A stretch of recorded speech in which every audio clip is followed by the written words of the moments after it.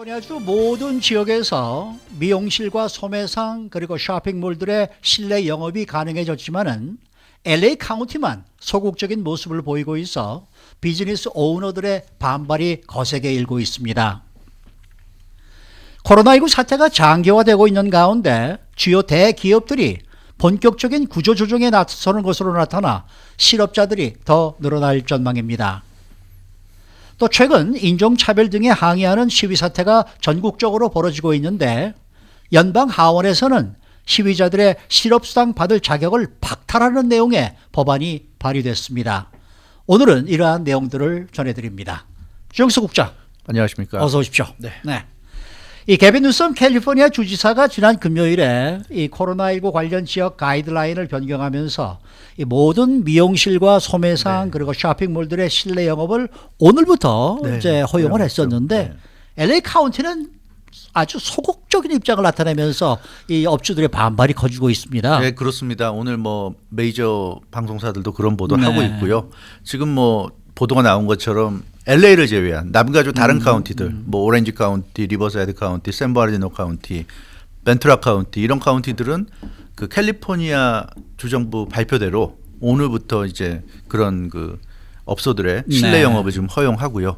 그리고 샌디에고는 이미 그 4단계 그 등급 중에 색깔로 나타내는 등급 있지 않습니까? 퍼플, 레드, 오렌지, 옐로우인데 이미 그 레드까지 내려갔어요. 그러니까 LA를 비롯한 다른 남가주 카운티들은 아직 다 그 퍼플 가장 높은 위치지만 샌디에고는 레드이기 때문에 뭐 샌디에고는 이미 그런 그 영업을 할 수 있는 그런 자격이 있고 더군다나 식당 실내 영업까지도 아마 허용할 가능성이 높은 것으로 보여집니다. 그래서 남가주의 모든 카운티가 LA를 제외한 모든 카운티가 이미 그런 그 실내 영업을 허용하는 상황인데 LA 카운티만 지금 이렇게 주저하는 모습을 보이기 때문에 이에 대해서 비즈니스 오너들의 좀 반발이 커지고 있는 그런 모습이고요. 뭐 이미 지난 금요일 게빈 뉴섬 주지사의 발표 이후 라디오 코리아도 속보로 전해드렸고 그 이후 계속해서 뭐 금요일 저녁 또 토요일 일요일까지 비중 있게 좀 보도해드리고 있는데 결국 그 게빈 뉴섬 주지사가 발표한 이런 내용의 핵심이라는 것은 예전에 와치리스트라는 게 있었을 때는 그 와치리스트에 카운티가 올라가 있는 동안에는 비즈니스를 실내 영업을 할 수 없고 와치리스트에서 완전히 벗어나려면 6가지 기준을 충족해야 되지 않습니까? 충족해야 그런 그 실내 영업을 할 수 있다. 굉장히 엄격했는데 지금은 비록 그 가장 높은 이 퍼플에 있다 하더라도 그러니까 가장 위험도가 높은 퍼플에 있다 하더라도 제한적으로 영업을 할 수 있다. 이게 가장 달라진 거거든요. 그러니까 게빈 뉴섬 주지사가 이미 그 금요일 날 얘기했듯이 코로나19라는 거는 우리 곁을 떠나지 않을 것이다. 오랫동안 우리 옆에 있을 것이고 따라서 이제부터는 우리가 함께 더불어 사는 것을 배워야 된다. 생각해야 된다. 그런 차원에서 이런 그 새로운 가이드라인을 제시한 것으로 보여지는데 LA 카운티는 거기에 좀 역행하는 것 같습니다. 근데 그러다 보니까 많은 사람들이 좀 반발하고 있고 그러니까 무조건 이렇게 틀어막는다고 해서 바이러스가 사라지는 것도 아니고 경제만 계속 나빠지는데 LA 카운티가 좀 더 대책을 세워야 되는 것이 아닌가 이런 지적인 것 같습니다. 근데 이게 LA 카운티가 어떻게 보면 남가주에서는 유일하게 그렇죠. 이 주정부의 이런 조치를 좀 따르지 않는 듯한 더 강력한 그런 조치를 좀 취하겠다라는 입장이니까 맞아요. 업주들이 지금 뭐 불만이 없을 수가 없죠. 그러니까 뭐 LA 카운티 보건국의 입장도 물론 이해는 갑니다. 왜냐하면 지난 그 5월 말 6월 초에 그때부터 이제 그 비즈니스 리오픈을 시작을 해서 실시했다가 그 당시 좀 큰 실패를 맛봤잖아요. 그렇죠. 그 당시에 마침 또 조지 플로이드 흑인 그 사망 사건과 맞물려서 시위도 벌어졌고 있었고. 또 연휴도 있었고 이런 게 겹쳐지면서 많은 사람들이 게더링하는 상황 속에서 확산이 됐기 때문에 다시 셧다운으로 갈 수밖에 없는 그러니까 다시 그 행정명령으로 풀어줬던 것을 다시 좀 조일 수밖에 없는 상황이 되면서 LA 카운티가 이제 한 번의 실패는 한 번으로 족하고 두 번 할 수 없다냐 아마 이런 차원에서 이런 식으로 좀 소극적으로 대응하는 것 같아요. 그렇지만 오렌지 카운티, 뭐 리버사이드 카운티, 벤투라 카운티, 샌디에고 카운티 근처에 있는 카운티들이 죄다 캘리포니아 정부가 발표한 대로 따라간다고 그러는데 LA 카운티만 안 한다고 하면 과연 그게 얼마나 효과가 있겠는지. LA 카운티가 예를 들어서 LA 카운티에 무슨 벽을 세워서 LA에 사는 사람들이 밖으로 나가지도 못하게 하고 네. 또 주변에 사는 다른 카운티에 사는 사람들이 LA로 오지도 못하게 하고 네. 뭐 그런 정도까지 한다면은 이게 효과가 있을지 모르겠지만 아하. 자유롭게 오렌지 카운티, LA 카운티로 왔다 갔다 하는 시대인데 지금 그런 상황인데 이거는 별로 의미가 없는 것 같아요. 그렇기 때문에 아마 LA 카운티도 그리고 이 금요일 날 게빈 뉴섬 주지사가 발표한 이후에 곧바로 이제 발표를 해서 아직은 그 LA 카운티의 그런 지침이 변경되지 않았다. has not been changed 이렇게 표현했는데 그 워딩을 정확히 보면 이게 뭐 길게 그렇게 그 계속 허용치 않겠다 이런 내용이라기보다는 워낙 게빈 뉴섬 주지사가 갑자기 이렇게 발표를 했고 우리가 아직 검토도 제대로 못했다. 그러니까 그런 느낌이었어요. 그래서 네. 아마 당장 월요일부터는 좀 힘들다 이런 뉘앙스였다는 점. 그래서 제 생각에는 조만간 뭐 발표가 나지 않을까. 오늘도 이제 뭐 LA 카운티 보건국이 기자회견 할 텐데 네. 오후에 아마 그때 어떤 전향적인 발표가 있을 것 같고요. 또 오늘이 8월 31일이지 않습니까? 그렇죠. 내일이 9월 1일이고 네, 그래서 네. 어쩌면은 뭐 9월 달부터 한다든가 뭐 그런 식의 발표를 할 가능성도 충분히 있고 뭐 연휴가 이제 그 레버데이가 있으니까 다음 주 월요일이니까 뭐 예를 들어서 다음 주 화요일부터 한다든가 뭐 어차피 이제 한 며칠 있으면 또 연휴 들어가니까 네. 뭐 그렇게 발표할 수는 있을 거예요. 그러나 아마 이게 LA 카운티가 뭐 계속해서 그렇죠. 뭐 고집을 부려서 계속 이 오픈을 하지 않겠다 그런 의미로 우리가 과대 해석할 그렇죠, 필요는 그렇죠. 없을 것 같습니다. 네. 그러니까 아마 비즈니스 오너분들이라든가 뭐 그런 분들은 아마 조금 더 기다리면 아마 오늘 중에는 어떤 좀 더 구체적인 디테일한 발표가 있을 것 같아요. 사실 지난번에 재확산되면서 혼들 많이 났거든요. 그렇죠. 네. 네. 그런데 한국도 보고 그러면은 이 한 번 정도의 재확산은 어디고 다 있는 오는 것 것 같아요. 같아요. 그렇죠. 그러니까 재확산 한 번 당하고 난 다음에 그 경각심이 더 강해지고, 네. 맞아요. 좀 더 조심하자 네. 이런 생각들이 이제 생기기 때문에 네.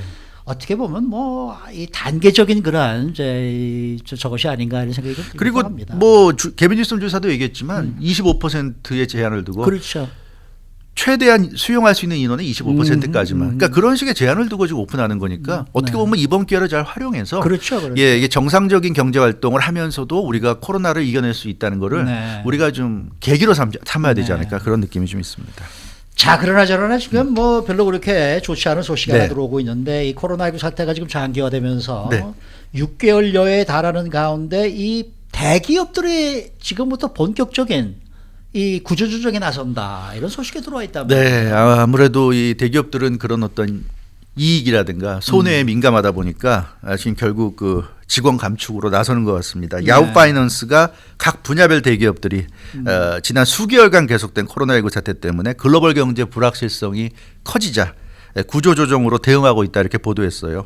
그래서 이 지금 거론되는 업체들 보면 뭐 코카콜라, 아메리칸 에어라인스, MGM 호텔 뭐 이런데 그러니까 대표적인 그런 미국을 대표하는 그런 회사들인데 코카콜라는 지난 28일 그러니까 지난주 금요일이었습니다. 미국과 푸에르토리코 그리고 캐나다 등에서 총 4천여 명에 달하는 와. 직원들이 명예퇴직 대상에 올랐다 이렇게 밝혔습니다. 그러니까 명퇴라고 그러죠. 네, 예, 네. 자발적인 명퇴 권고 대상이 이제 되는 건데 그 지난 2017년 9월 1일 이전에 입사한 직원들이 해당 대상이 된다고 그럽니다.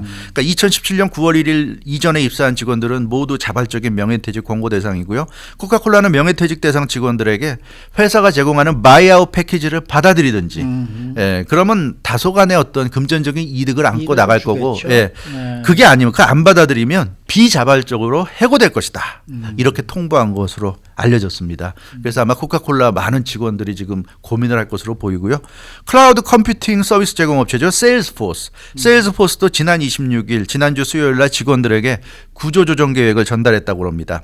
마크 베니오프 CEO는 앞으로 60일 이내 회사 내에서 새로운 포지션을 찾지 못하는 직원들이 해고될 것이다 하는 뜻을 이메일을 통해서 직원들에게 좀 언급했다고 그러는데요.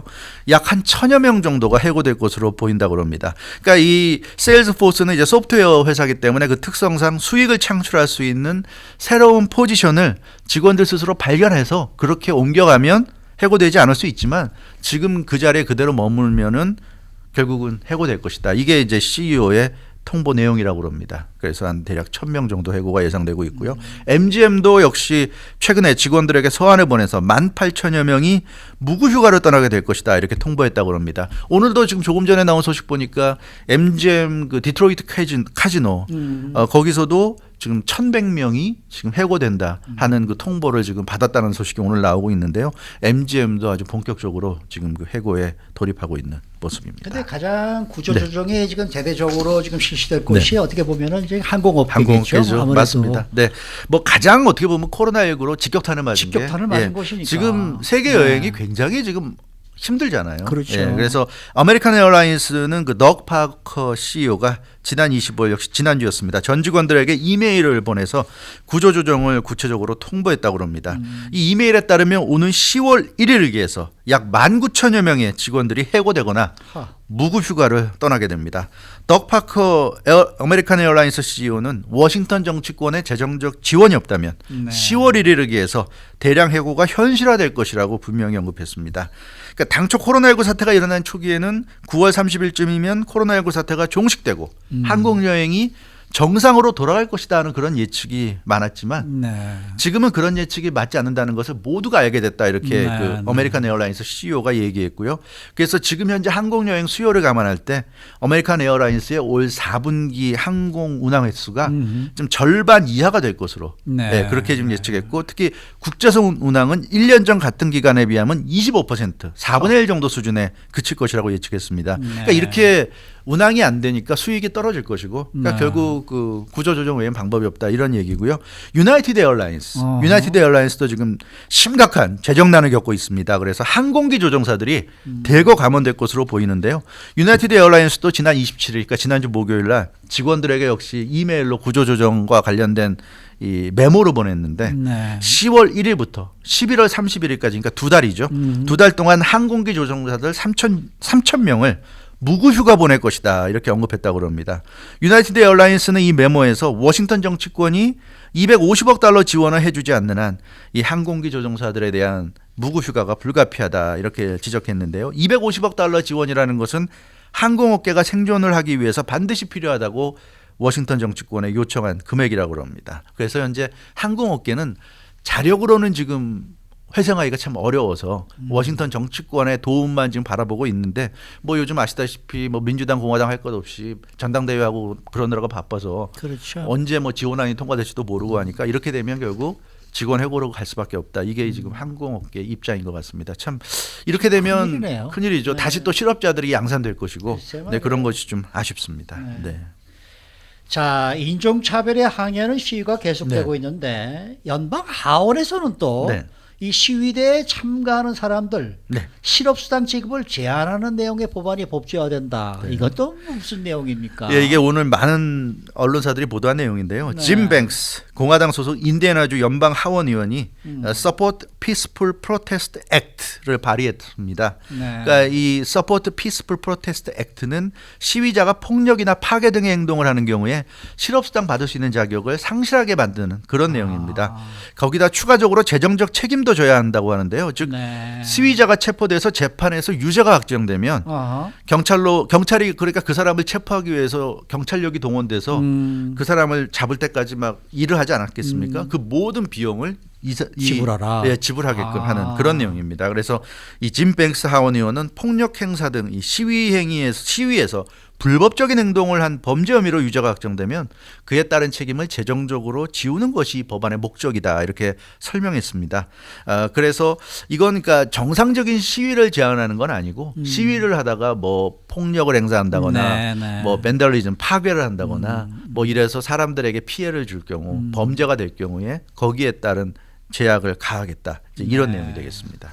그러니까 뭐 불법 행위를 저지른 시위자들, 시위 참가대 이런 사람들에 대한 지금 이 실업수당을 받을 자격을 지금 제한한다. 이제 이 그런 내용이네. 왜 그러냐면 지금 이 짐 뱅스 하원 의원이 보는 관점에서는 그렇게 요즘 시위 거리로 나서는 많은 사람들이 일을 하지 않는다. 그러니까 그 사람들이 실업수당을 받다 보니까 일을 안 해도 많은 돈을 받으니까 요즘 연방 실업수당까지 물론 최근에 7월 말에 중단되긴 했지만 얼마 전까지만 해도 한 달에 뭐 4,000불씩 이렇게 들어오고 하니까 충분한 돈이 들어오니까 이 사람들이 하루 종일 쉬기만 한다. 그래서 그러니까 이런 사람들이 근데 시위하면서 이렇게 안 좋은 일만 한다. 뭐 사람들을 조롱하고 사람들에게 폭력을 행사하고 그러니까 그런 사람들은 실업수당 받을 자격을 박탈을 해야 그래야 이 사람들이 실업수당을 못 받을 수 있다는 그런 두려움 때문에 시위를 하지 않을 거다. 그러니까 이게 연방 하원 중에서도 공화당입니다. 발의한 거죠. 그러니까 이게 알다시피 연방 하원은 민주당이 다수당이어서 민주당이니까. 이것이 통과될 가능성은 거의 없을 것 같은데요. 거의 없다. 그러나 이제 이런 어떤 법안이 나왔다는 것 자체가 네, 최근의 어떤 사회적 분위기, 그러니까 그렇죠. 시위를 둘러싸고 시위를 바라보는 두 가지 극단적인 시각이 그렇죠. 대립하고 있는데 그 중에 한 시각을 대변하는 것이 바로 네. 이 법안이 아닌가. 그래서 이것은 설사 연방하원에서 확정되지 못하더라도 화두가 돼가지고 이것이 네. 계속 정치적인 논쟁의 대상이 될 가능성이 있고요. 11월 대선에서도 그래서 이런 법안을 원한다면 공화당을 뽑아달라 아마 그런 식의 네. 어떤 그 작용을 할 가능성이 있고요. 반대로 네. 또 이런 법안을 문제가 있다고 생각한다면 당연히 또 그런 사람들은 그러니까 공화당을 다수당 뽑아주면 이런 법안이나 만드니까 절대로 안 돼. 뭐 이런 생각을 하게 만들 수도 있을 겁니다. 그래서 이런 거는 어떻게 보면 최근에 미국의 분열된 사회상을 글쎄요. 보여주는 그런 법안이 아닌가 싶습니다. 네, 수고 많으셨습니다. 주영석 국장이었습니다.